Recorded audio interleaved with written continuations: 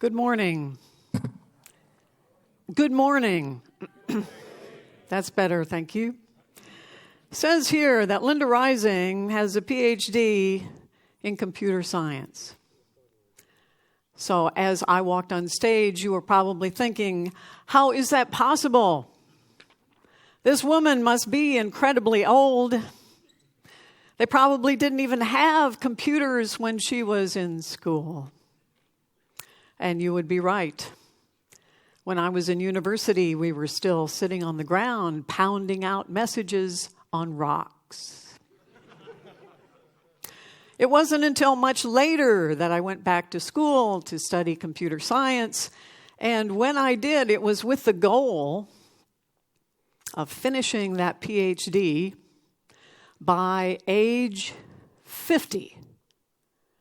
Now, yesterday we had an opening keynote from a gentleman who claimed that he was 51. And he was announcing that as though this were something he wasn't proud of. And you had the feeling that he was sort of near the end of his career. Oh my. But for me, 50 was just the beginning. I did finish by 50. 1 month before my 50th birthday. So my first message for you today is, don't let anybody tell you that you are too old, or too young, or too tall, or too short, or too Polish to do whatever it is that you really want to do. So 50, it seems like the end.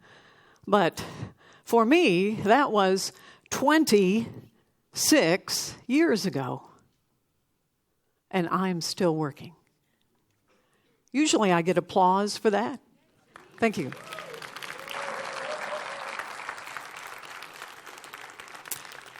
Now, the sad news is there's no getting around it. 76 is definitely old.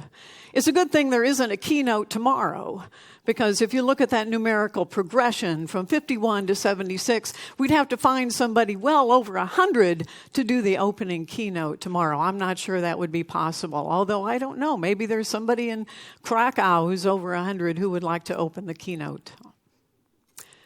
So one of the things that I always do is, since I know I'm not going to be as active as I want, as long as I want, is to offer all the presentations that I give for free. I think the topic today is very important. It's about the latest neuroscience research in thinking. And I know that I can't come to your organization necessarily or your community to talk about it, so you will have to do that.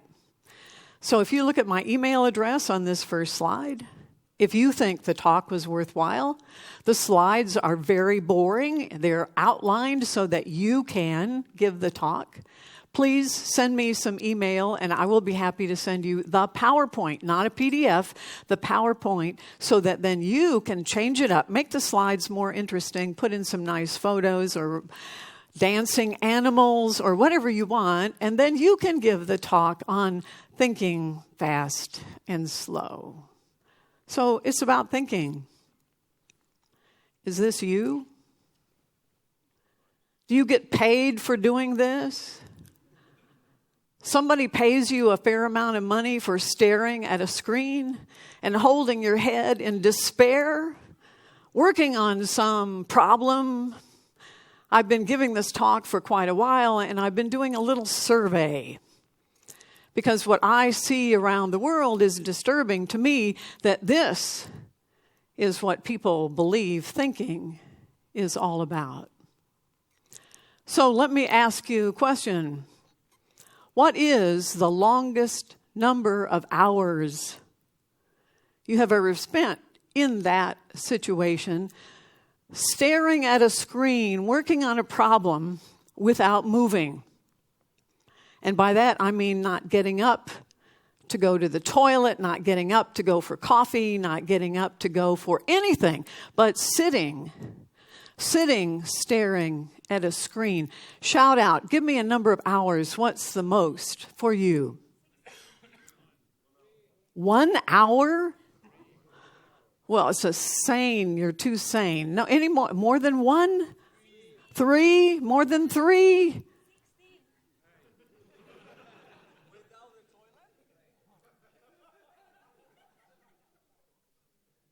$16? Yeah, no breaks. No breaks. That doesn't count. Okay, so, all right. The record around the globe so far for me is 16. 16 hours. And when I said 16, no break, this was a young lady, by the way. She said, yes, but I solved the problem. The implication being that this is how you do it. You sit, you stare, you focus, you concentrate. That's what you think thinking is. It's a badge of honor in our industry to claim, I sat for 16 hours. Actually, there's a talk you should have heard yesterday if you didn't. I don't have time to address all of the issues around this problem. I'm going to focus on the use of your brain, but physically sitting is also problematic. There was a talk yesterday on sitting. If you didn't go to hear it, you should look at the video, because what it will tell you is the hazards of sitting. Sitting is the new smoking. So nobody here can top 16 hours. That's probably a good thing. How about this? Have you ever been in a meeting where someone said, we are not leaving this room until we make this important decision or come up with this vital estimate. We're not leaving this room. How many of you have been in a meeting like that? As though that were the best way to solve that problem or make that decision. This is where we're stuck today. Sitting, staring at a screen, staring at each other, under a lot of pressure, a lot of stress. And of course, we wouldn't take a break because everyone would think we weren't working. You're not solving that difficult problem. This is what passes for thinking today. Now, I'm going to just take another survey, because what I've learned is a lot of people have heard of this book, Thinking Fast and Slow. Have you heard of the book? Okay, pretty good. How many of you bought the book? How many of you still read books? All right, okay, so that's encouraging. Of those of you who bought the book, how many of you read chapter 1? Oh, okay. How many of you read the whole book? Okay. Therein lies the problem. This was written by an individual named Daniel Kahneman. He won a Nobel Prize in 2002. It's interesting that he's a psychologist. He studies how you think. But the Nobel Prize that he won was for economics. I don't know how many of you have had an economics course of some sort, macroeconomics, microeconomics. I almost have another degree in economics, so I have a lot of degrees, not just computer science. He changed everything. Because the fundamental assumption in economics, classical economics, is that man, that means all of us, man is a rational decision maker. And his research, along with Amos Tversky, his partner, His research clearly shows that we are not rational decision makers. And the book is full of science, which is why I like it. I go to so many conferences, and almost all the talks are about experience and opinion, which is valid. I like to hear what other people believe on the basis of their experience and what they think. I think that's valuable to share. But where is the science? If someone wants to get up and claim that this particular kind of development is passé, or this programming language is better, I say, fine, that's your opinion, but where is the evidence? Where's the science? Where is the real, genuine experiment, hypothesis-driven experiment with statistical evidence? It's just not there. So I have to go outside software development in order to find real science, and I didn't have to go too far because this is about something that impacts everything that we do, thinking. So I know you don't have time to read the book, so my goal is to give you a very high-level summary and give you something useful that you can take away. What we know is that we don't do science. So it's better if we have a look around us, look at those fields where there is an enormous amount of progress being made, like cognitive neuroscience, and learn from that. It will help us, even if it's not directly applicable. So this is Kahneman's model. He says your brain is effectively two different pieces, which he calls System 1 and System 2. Those are actually not his name. Someone else came up with that. System 1 and System 2. System 1 is really the unconscious mind, and it runs all the time. It never sleeps. The other system, System 2, that's the conscious mind. When you woke up this morning, your conscious mind came online. And unfortunately, that's what you think. Your brain does what your conscious mind does. So these two pieces. This one is the fast piece, System 1. System 2, very slow, deliberate.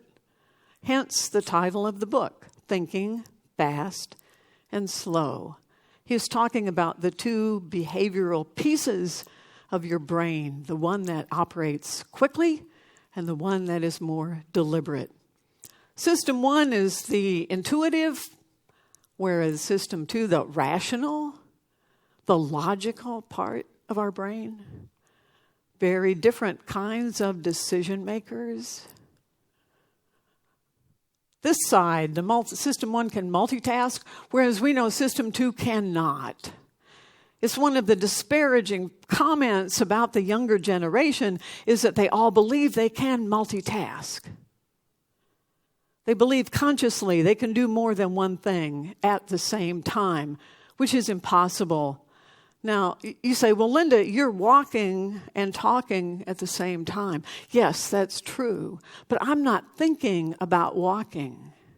I had to think about walking at one time when I was just learning how to walk. I could only focus on that one thing. But now thinking about walking is just something I don't have to do anymore. System 1 takes care of walking for me, and it can multitask so that I can concentrate on communicating with you, and I'm just doing one thing. It's an illusion, multitasking.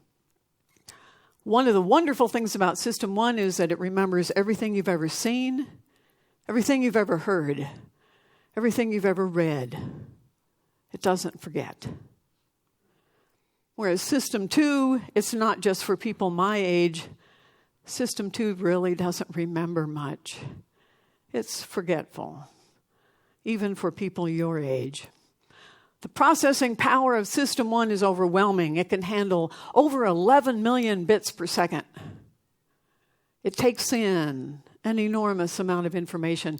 Whereas system 2, your conscious mind, is not only slow, it doesn't have much focus. It can only look at a small piece of the world at a time. 95% of what you do when you think is done by system 1, whereas just a very small part of it done by system 2. The problem is system 1 is unconscious. You cannot communicate with it, and it has a difficult time communicating with you, whereas what we hear all day long is system 2. There's a little voice in our heads. It talks to us. That's system 2. And we think that's us. That's me. My system 2.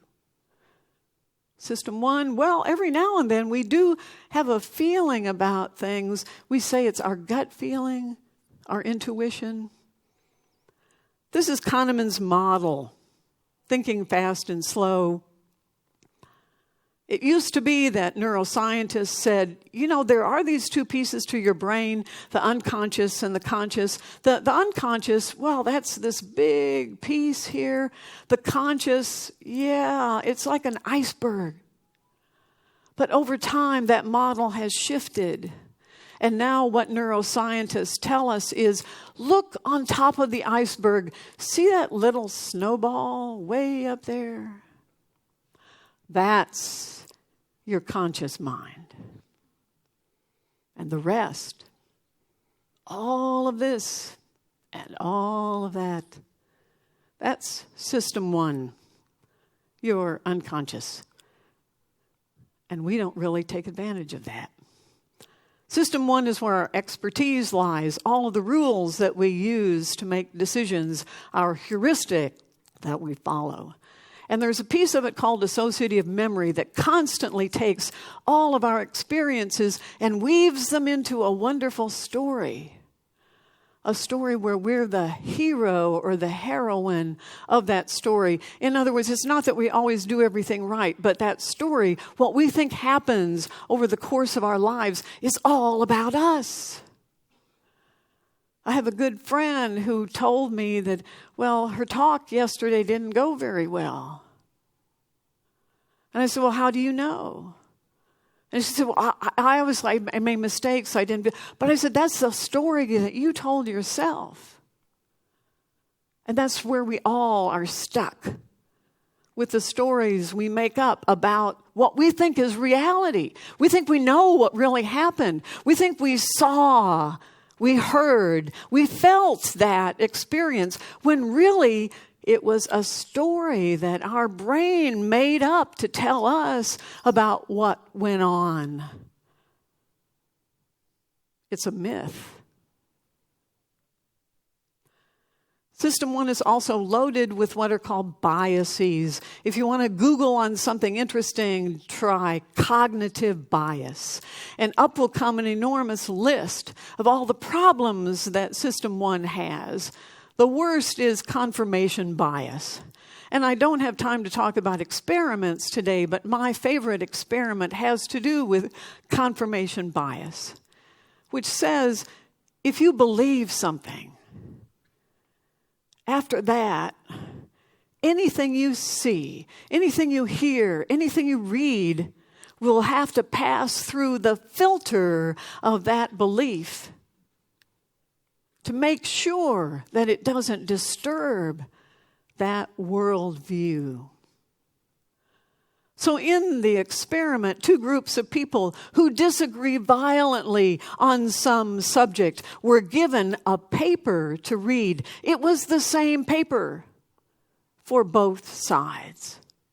The paper had data, scientific studies, information about this contentious topic.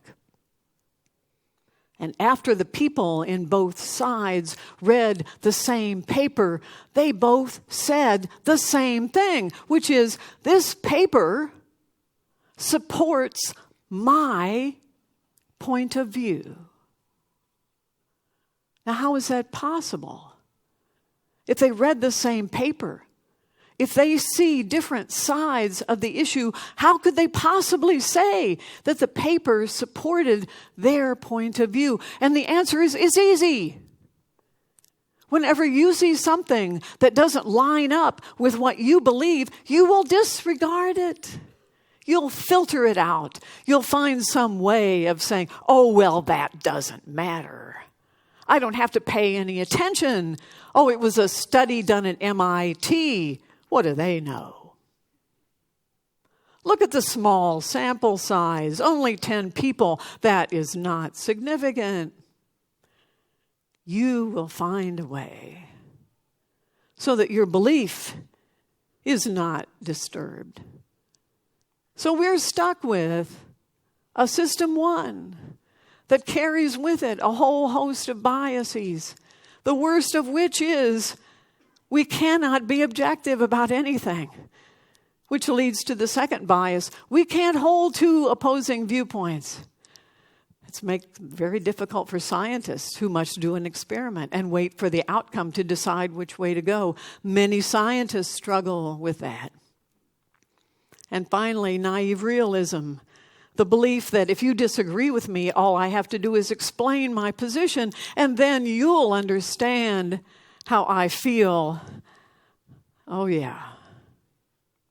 I have a friend who does negotiation, has been doing so for 40 years. He says it's very easy to get two people, two countries, two organizations to come to the negotiation table because each one believes if I just explain my point of view to you, then you will hear and understand, and that will solve our problems. He said, Linda, I've never had, in my 40 years of experience, two organizations come to the table saying, I'm not sure. I might be wrong. I want to hear what you have to say. I want to listen to your point of view. I live in the United States of America, which is now suffering under the rule of a president who is totally ignorant of any issue you want to bring up. And we are at war. He has led us to that. And nobody is listening to anybody. So as a result, we're stuck. We've got limitations on our ability to see reality and to think. And it's very hard for us to admit that, to see our blindness, to see the inaptness of our thinking. We have a tendency to overestimate and be overconfident about how much we know. Daniel Kahneman said, I'm considered one of the worst offenders on many of these errors. I'm overconfident when I preach against that. I make extreme predictions when I preach against that. Some people read Thinking Fast and Slow, hoping it will improve their minds. I wrote it, and it didn't improve my mind. These things are deep and powerful and hard to change. System 2, on the other hand, well, that's what we pay attention to. It's in charge of our attention. It's in charge of what we decide to do, our behavior, take action. The problem is, if you're really working your System 2, you can only go for 50 minutes. That's it. So I'm really glad all the sessions here are only 50 minutes long, because you can't pay attention for longer than that. How could somebody sit for 16 hours? Well, the answer is they were obviously not. They thought they were focused. They thought they were giving it their complete attention, but obviously they could not. They were not. It was a delusion, like many of the delusions we live with. So we learn something by practicing, by taking small steps, by examining whatever the subject is. And once we become comfortable with it, once we can learn that, we hand that over to System 1. That's what learning is. It begins with a System 2 examination of whatever the topic is, and then ultimately we become an expert and hand it over to System 1. The example I have already given is walking. I'm sure you don't remember how you learned to walk, but it was all System 2. It was all focus. It was stand up, do a little experiment, fall down. Get up, try again, small steps, over and over. And after a while, System 2 wasn't involved anymore. It didn't have to think about it. You just do it. You just walk. You learn to talk in the same way. Any sport you play, any musical instrument you play is exactly the same. Any programming language you learned, in the beginning, focus, remember, think, conscious, and after a while, System 1 takes over. And in fact, once you have expertise in something, if you try to call it back into System 2, you'll make mistakes. You'll stumble. A lot of professional sports players do that. They try to remember what it was when they learned how to play soccer or golf or tennis. And as soon as they do that, System 2 is slow. It can only do one thing at a time. It's error prone. It doesn't remember everything. It's called choking. Their System 2 gets in the way. So if we hand everything over to System 1 when it has our expertise, often our decisions will be better. Now, this is a model. These are early days. I heard a neuroscientist on a podcast yesterday say, if we think of everything we want to know about the brain as being 1 mile long, we have now covered about 3 inches. That's a baby step. These are early days. We don't know much. And this is a model. It's an abstraction. All models, as George Bach says, are wrong, but some are useful. Kahneman also did not say where those systems are located in your brain. He didn't say, for instance, as it might seem to you, System 2 is the prefrontal cortex. It could be, but that's not a part of the model, so we can't go there.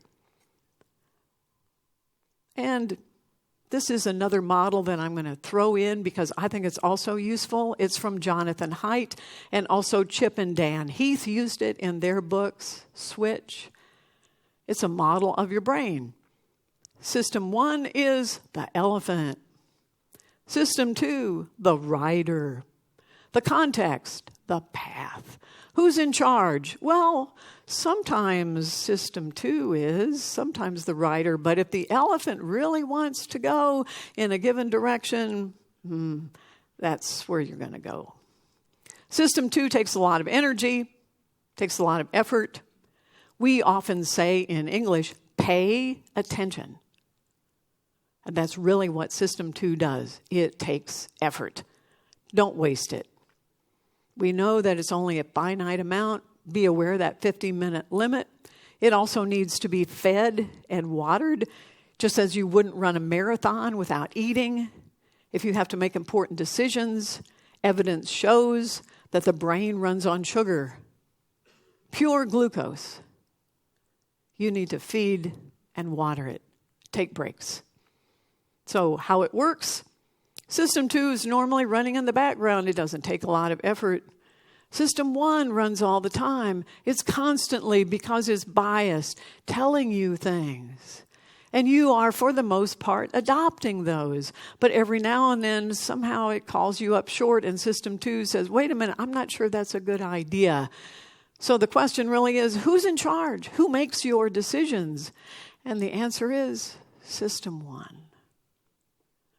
Most of the time, we think we are consciously or logically making decisions.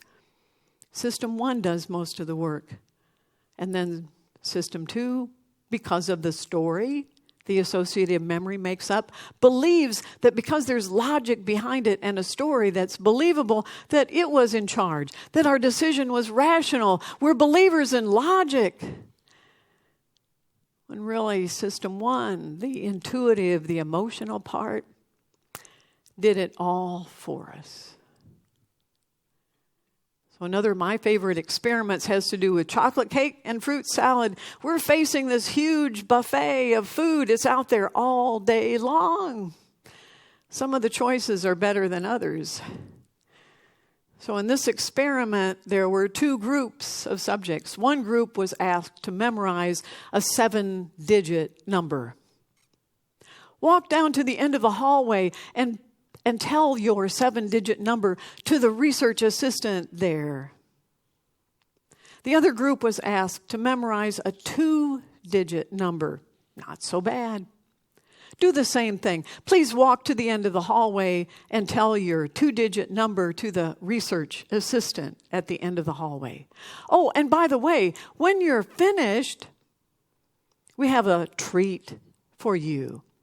You can either have chocolate cake, lots of calories, probably not very healthy, or you can have some nice, healthy, fresh fruit salad. Would it make a difference whether you had to memorize a 7-digit number or a 2-digit number? What does that have to do with your choice for healthy or not so healthy dessert? Anything? I wouldn't be telling you this unless it did. It made a huge difference. About twice as many of the people who had to memorize the 7-digit number chose the chocolate cake. Why is that? Well, and when we think about these choices, we think this is rational. I know that I shouldn't have the chocolate cake. It's not as good for me. I need to lose a little weight, or I should pay attention if I am diabetic or have high blood sugar issue. I probably shouldn't have that chocolate cake. And we think that involves something called willpower, when really it involves system one and system two. System two runs out of energy pretty quickly. And if it has to hold on to a 7-digit number for the duration of a long walk down a hallway in order to hand that information over to someone, that's going to run out of energy. And it's going to need some sugar. And it's going to go for the chocolate cake. Those with the 2-digit number, well, we didn't have to use much effort there. Willpower or not, whatever that is. So I have no problem taking the fruit salad. So pay attention. Pay attention. Make your life simpler. This is a quote that makes me cry. It's from President Obama. You'll see I only wear 2 colors. I'm trying to pare down my decisions.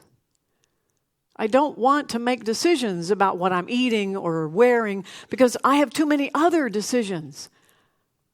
He had behavioral economists on staff who told him about the research in neuroscience that if you deplete your system 2 by making a lot of extraneous, unimportant decisions, you won't have the energy, you won't have the resources, you won't have the system 2 availability to make the important decisions for the country. Can you imagine a president who thinks about thinking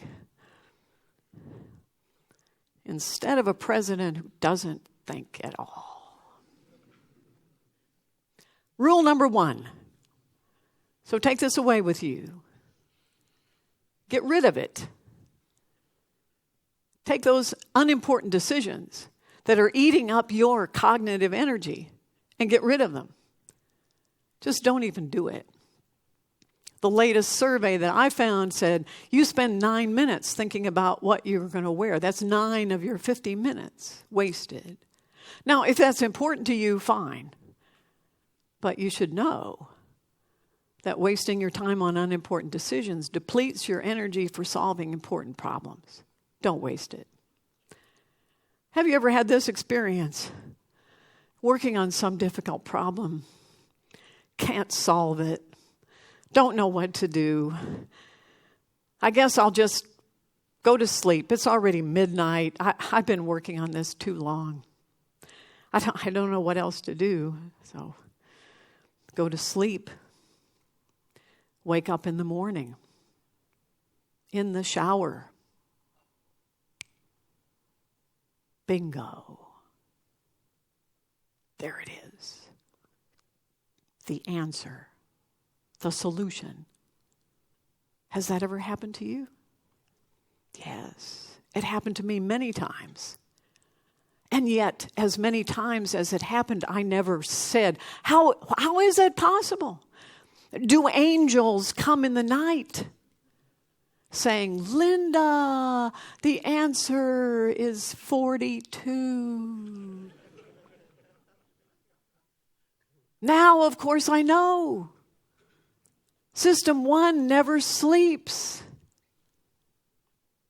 In fact, System 1 has been working on it while System 2 has been beating up on it and maybe even already has the answer if I would just leave it.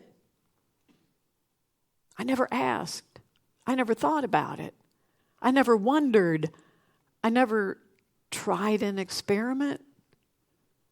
The experiment would be, how long do I have to work on something before I can hand it off to, and I wouldn't have known about System 1, but that other part of my brain, how would I have known how to do that before I get the answer, the insight? Now I know. So here is the most important part today. This is based on the research of Kahneman and others that have come after him. You can take this and you can use it, you can change it up. There is no patent associated with it. But basically what I have learned, and it has changed my life, is that I never work for 16 hours on anything. In fact, I never spend more than 10 minutes. If I don't know how to solve it, I will never work more than 10 minutes. If I know the answer, or if I know how to solve it, or I know how to do it, or I know what I'm trying to achieve, I do it, of course.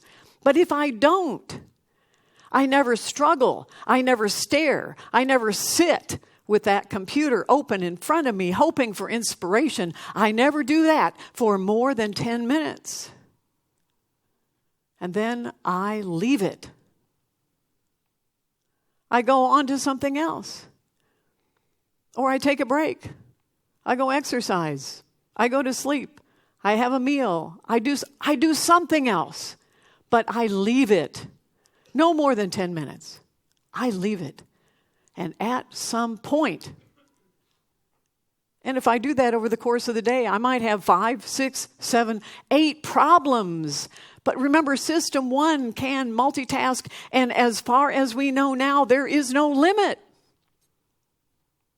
I can just hand it off to System 1. And over the course of the next day or two, answers will come back. Answers will appear. Insight will happen. And then I can say, oh, I see. Now I know what I should do. Now I can focus on that. I can work on that. I can go ahead. But I never waste conscious effort, more than 10 minutes, on solving anything.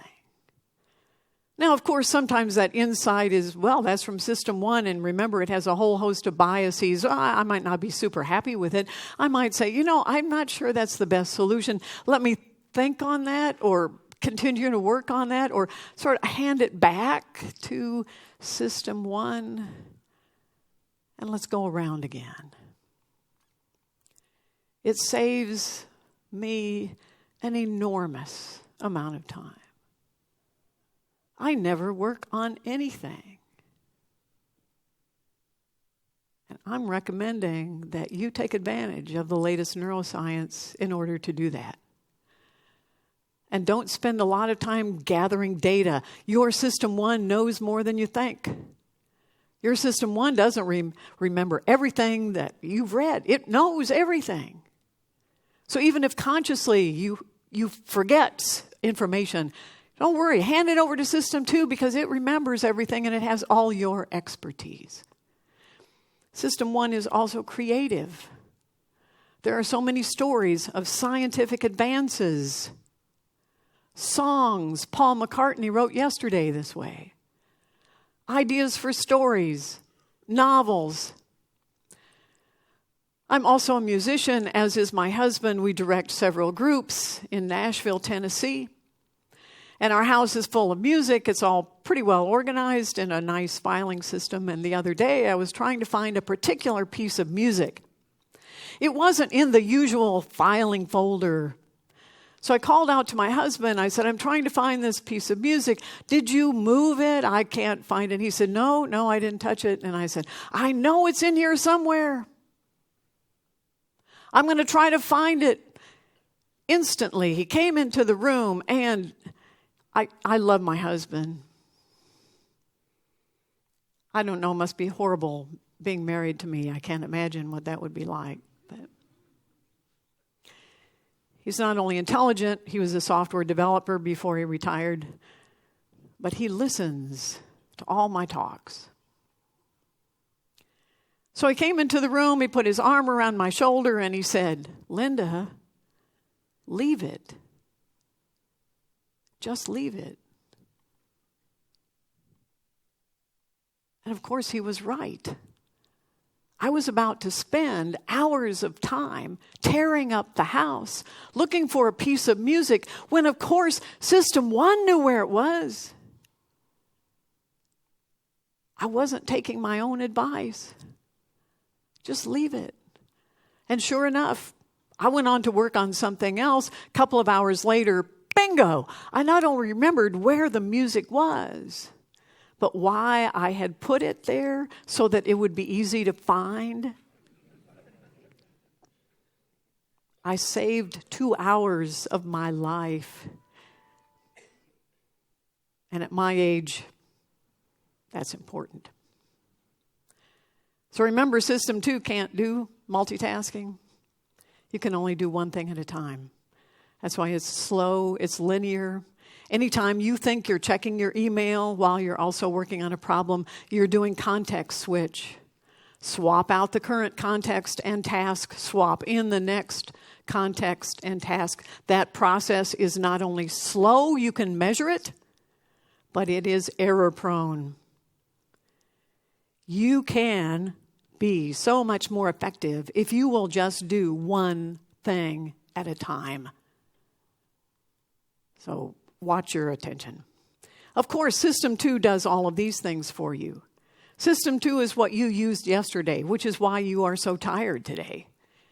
You spent System 2 talk after talk after talk, and of course you were sitting. You were sitting all day yesterday, and you're going to sit all day today. You're paying attention. It's exhausting, not very effective. And of course, you never do this. I have watched you from the back of the room as you come in. You come in, you sit down, and what do? Yeah, you pull your phone out of your back pocket, and you immediately begin to put head down, very terrible posture, head down, staring at a device. You never do nothing. You never just sit and think. The part of your brain is called the right temporal parietal junction. It sits over your right ear. It's the part that's involved when you do nothing. It's also the part that's involved in creativity and innovation. And if you do not do nothing, that part of your brain shrinks.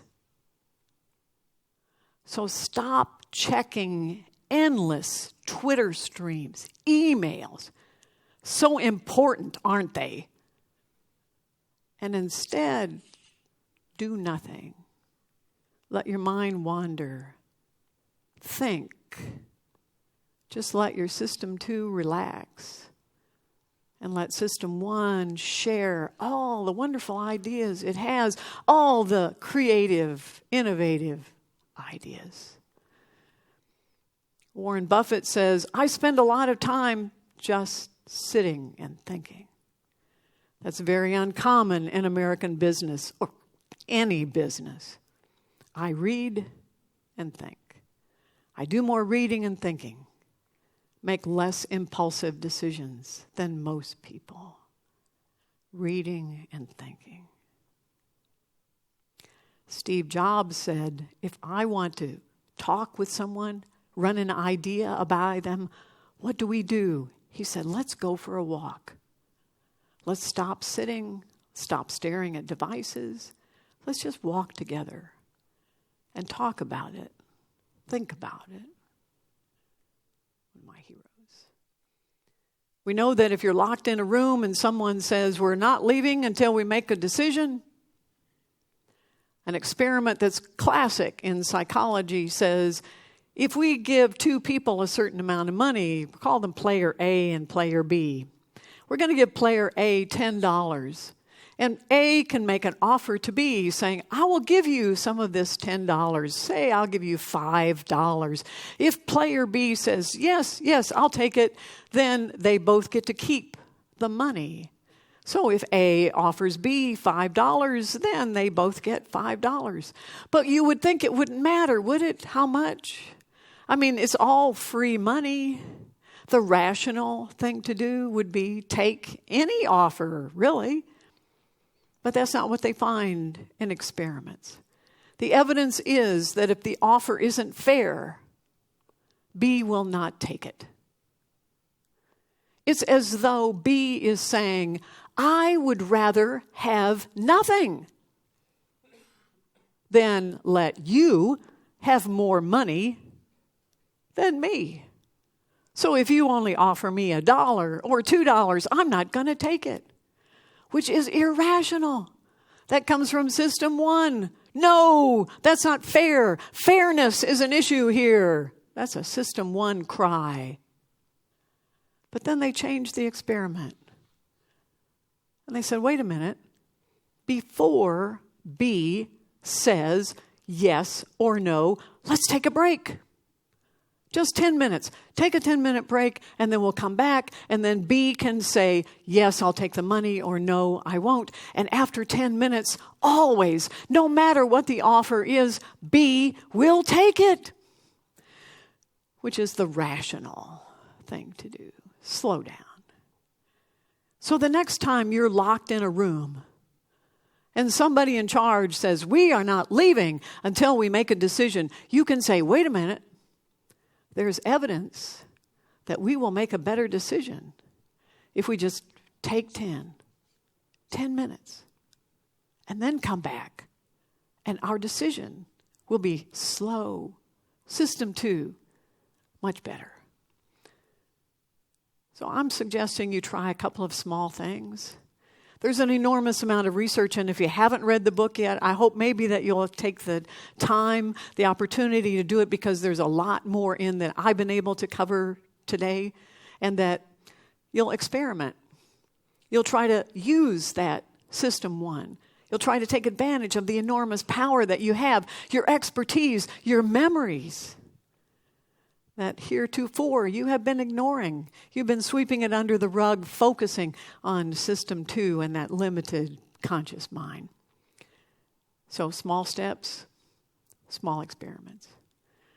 I hope you're still awake out there and that you've thought maybe it was a useful thing to be here today. I appreciate it. Thank you so much. Hey.